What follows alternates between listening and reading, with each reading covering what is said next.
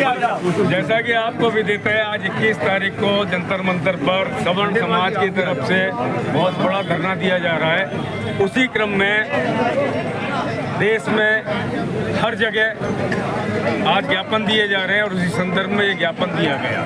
ज्ञापन में 3 चीज़ें महत्वपूर्ण हैं। आरक्षण की विसंगतियों को दूर किया जाए, यूजीसी जो काला कानून हमारे ऊपर थोपा गया है, हालांकि कल सुप्रीम कोर्ट ने एक कमेटी गठित करने के लिए कहा है और सरकार से जवाब मांगा है। सरकार अभी बैकफुट पे, हम दबाव बना के रहेंगे तो ये यूजीसी हम वापस करवा के रहेंगे। अब 4 सप्ताह के बाद क्या होता है, लेकिन हम इस आग को ना तो ठंडी पड़ने देंगे।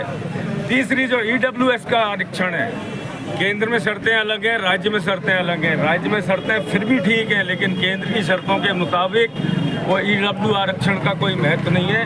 हमको राजनीतिक रूप से आरक्षण दिया जाए। अब हम ज्ञापन खूब दे चुके, धरने खूब दे चुके, लाठियां भी खा ली, उसके बाद भी सरकार के ऊपर जू नहीं रेंग रही है। तो आने वाले निकाय चुनाव और जो पंचायत चुनाव हैं, इनमें निश्चित रूप से इन दोनों पार्टियों को हम बहिष्कार करेंगे और हम हमारे जो कैंडिडेट हैं जो यूजीसी और ईडब्ल्यूएस का समर्थन करेंगे, हम उन लोगों को समर्थन देंगे अपना।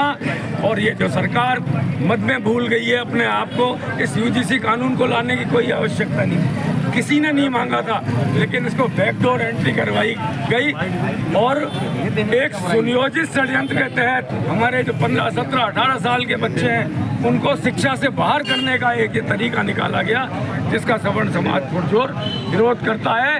हम इस सरकार को ये बता कर रहेंगे कि सवर्ण समाज अब जाग गया है, हम ये मेरिट पे वोट करेंगे। जय संगठन, जय भारत, जय सवर्ण समाज। सवर्ण एकता जिंदाबाद, सवर्ण एकता जिंदाबाद। ज्ञापन किसको दिया गया है? और राष्ट्रपति और प्रधानमंत्री के नाम। प्रधानमंत्री आज गंगापुर सिटी एडीएम साहब को राष्ट्रपति जी और प्रधानमंत्री के नाम ज्ञापन दिया गया है, जिसमें सभी सवर्ण भाइयों ने जो यूजीसी काला कानून है, एट्रोसिटी एक्ट है और जातिगत आरक्षण है और ईडब्ल्यूएस वर्ग को जो राजनीतिक क्षेत्र में 10% आरक्षण नहीं दिया गया है, उसमें नाराजगी जाहिर करने के लिए आज ज्ञापन दिया गया है। सवर्ण समाज हमेशा से बीजेपी का कोर वोटर रहा है। मोदी जी ने कहा ताली बजाओ, हमने ताली बजाई। मोदी जी ने कहा दीपक जलाओ, हमने दीपक जलाया। मोदी जी ने कहा हमारी सरकार बनाओ, हमने सरकार बनाई। लेकिन वही मोदी जी जो कोर वोटर है सवर्ण समाज, उनके साथ में काला कानून ला करके, विभाजनकारी नीतियां ला करके इस समाज का दमन करने का जो कार्य किया गया वो सहन करने योग्य नहीं है। वो कहते राष्ट्रवाद अपनाओ, सपने दिखाए, अच्छे दिन आएंगे, ये सब जुमले रह गए।